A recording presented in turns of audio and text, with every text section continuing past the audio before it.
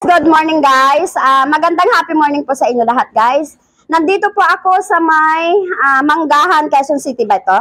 Quezon City Nandito po ako sa akin mga followers at sila na naman po kayo. Bibigyan natin ng konting biyaya guys. Purok 16, Commonwealth, Quezon City guys. Pinuntahan ko po guys yung akin mga followers guys at sila naman po ang bibigyan natin ng konting biyaya guys. Happy morning sa lahat, happy morning sa lahat, happy morning sa lahat. At tayo ay magsisimula na po guys sa ating pamimigay ng 5 kilo rice guys. Unahin natin po si Mother. Tayo po kayo. Hi, good morning. Ano po yung ating pangalan? Ang pangalan ko si Elena Pahinado. Elena. Okay. Ilan taon na po tayo? Ay, mag-70 na. Wow, bless. Matanda na. Oo, bless po sa 70. Hoy, Nay, wag mong sabihin ganyan dahil ang 70 years old ngayon ay bless po na nakakarating po kayo sa kanyang edad. At salamat naman kasi isa po kayo sa mapalad na bibigyan po natin ngayong umaga ng 5 kilo rice. Pasensya na po kayo sa akin nakakaya. Salamat. Salamat. Mahal ko kayo. Nagbigay ayuda. Okay, opo, oo. Kasi nandito yung aking mga followers at nandito din po yung aking maraming mga kamag-anak po. Sila po yung aking mga kamag-anak. Kaya, ayan po, bibigyan kita ng 5 kilo rice. Ayan. Okay, thank you so much. Thank you so much. Next, si atin. Ay, sige, baka mahirapan po kayo. Okay, wag na lang. O sige, ako na nalalapit. Wag na po, baka mahirapan po kayo. Good morning po. Morning. Ano po yung name natin? Crisanto. Parang, Crisanto Bantilan. parang mamarapatin po ninyo. Parang meron tayong hawak na may sakit po. Ano ako abaldado. Na una Parang na bang paralyzed? Paralyzed dito. Ano po yan?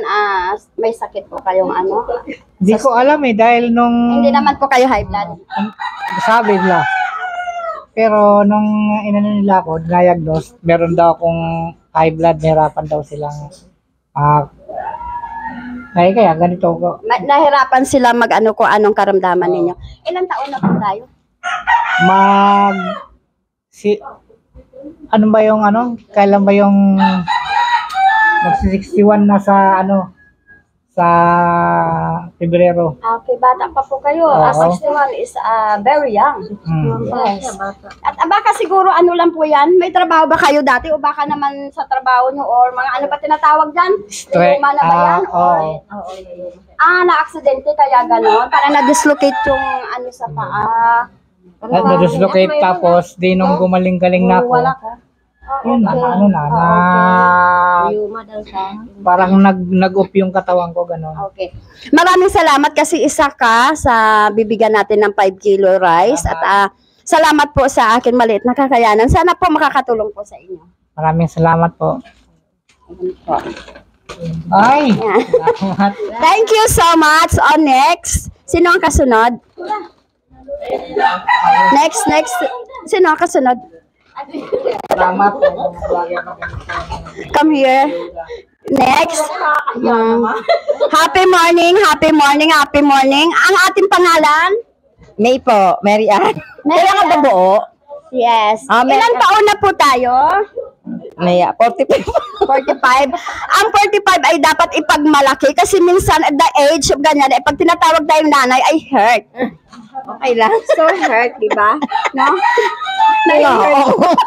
Nai-hurt ako. Oo. Saan si Mister? Pumasok po. Okay. Anong hanap buhay ni Mister? Nagluluto. Nagluluto ng mga pagkain?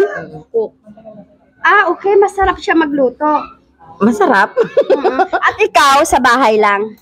Bahay lang. Ilan po yung baby anak natin?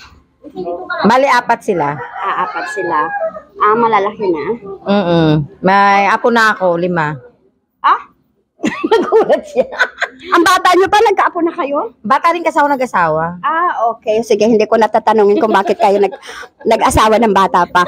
O sige, maraming salamat at isa ka sa mapalad na mabigyan ng 5 kilo rice. Wow, salamat. Sana po kahit paano ay makakatulong po sa inyo kahit maliit lang po yan ay galing po yan sa akin. Galing po yan sa akin heart. No. Salamat ho. Thank you so much. Ayan. Thank you.